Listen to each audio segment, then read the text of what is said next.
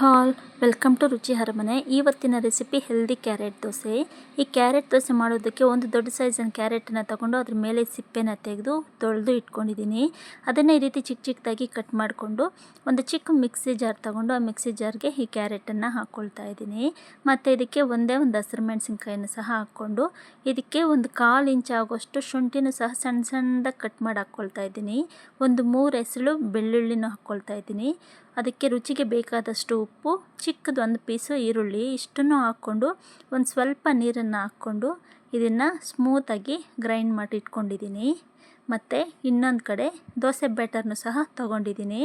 ಈಗ ದೋಸೆ ಬ್ಯಾಟರ್ಗೆ ರುಬ್ಬಿಟ್ಕೊಂಡಿರೋಂಥ ಕ್ಯಾರೆಟನ್ನು ಹಾಕ್ಕೊಂಡು ಈ ರೀತಿ ಒಂದು ಸಲ ಚೆನ್ನಾಗಿ ಮಿಕ್ಸ್ ಮಾಡ್ಕೊಳ್ಳೋಣ. ಎಲ್ಲ ಮಿಕ್ಸ್ ಆಗೋ ತನಕ ಚೆನ್ನಾಗಿ ಮಿಕ್ಸ್ ಮಾಡಿಕೊಂಡ್ರೆ ಕರೆಕ್ಟ್ ಕನ್ಸಿಸ್ಟೆನ್ಸಿಲಿ ನೋಡಿ ದೋಸೆ ಬ್ಯಾಟರ್ ರೆಡಿಯಾಗಿದೆ. ಇದನ್ನೊಂದು 5 ನಿಮಿಷ ರೆಸ್ಟಿಗೆ ಬಿಟ್ಟು ಸ್ಟವ್ ಮೇಲೆ ದೋಸೆ ತವಾನ ಇಟ್ಕೊಂಡು ಆ ತವ ಚೆನ್ನಾಗಿ ಬಿಸಿ ಆದಮೇಲೆ ಅದಕ್ಕೆ ದೋಸೆ ಬ್ಯಾಟರನ್ನು ಹಾಕ್ಕೊಂಡು ಈ ರೀತಿ ನೀಟಾಗಿ ಸ್ಪ್ರೆಡ್ ಮಾಡ್ಕೊಳ್ಳೋಣ. ಈ ರೀತಿ ಸ್ಪ್ರೆಡ್ ಮಾಡ್ಕೊಂಡ್ಮೇಲೆ ಇದಕ್ಕೆ ತುಪ್ಪ ಅಥವಾ ಎಣ್ಣೆ ಎರಡರಲ್ಲಿ ಯಾವುದಾದ್ರೂ ಹಾಕ್ಕೋಬೋದು. ಅದನ್ನು 1 ಸ್ಪೂನ್ ಅಷ್ಟು ಹಾಕ್ಕೊಂಡು ಚೆನ್ನಾಗಿ ರೋಸ್ಟ್ ಆಗೋ ತನಕ ಒಂದು ಸೈಡ್ ಸುಟ್ಕೊಳ್ತಾ ಇದ್ದೀವಿ. ಇದನ್ನು ಒಂದೇ ಸೈಡ್ ಸುಟ್ಕೋಬೇಕು, 2 ಸೈಡನ್ನು ಸುಡೋ ಹಾಗಿಲ್ಲ. ನೋಡಿ ಒಂದು ಸೈಡ್ ಸುಟ್ಕೊಂಡು ಈ ರೀತಿ ತಗೊಂಡ್ರೆ ನಮಗೆ ಹೆಲ್ದಿಯಾಗಿರೋಂಥ ಕ್ಯಾರೆಟ್ ದೋಸೆ ರೆಡಿಯಾಗಿರುತ್ತೆ. ದೋಸೆ ಬ್ಯಾಟರ್ ರೆಸಿಪಿ ನನ್ನ ಚಾನಲಲ್ಲಿದೆ. ಪರ್ಫೆಕ್ಟ್ ದೋಸೆ ಬ್ಯಾಟರ್ ಯಾವ ರೀತಿ ಮಾಡೋದು ಅಂತ ಬೇಕಿದ್ರೆ ನೀವು ಒಂದ್ಸಲ ಚೆಕ್ ಮಾಡ್ಬೋದು.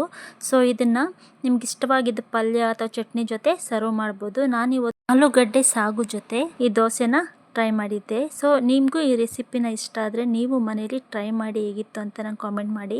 ಇಲ್ಲಿ ತನಕ ನನ್ನ ಚಾನಲ್ ಸಬ್ಸ್ಕ್ರೈಬ್ ಆಗಲಿಲ್ಲ ಅಂದರೆ ಈಗಲೇ ಸಬ್ಸ್ಕ್ರೈಬ್ ಮಾಡ್ಕೊಳ್ಳಿ. Thank you.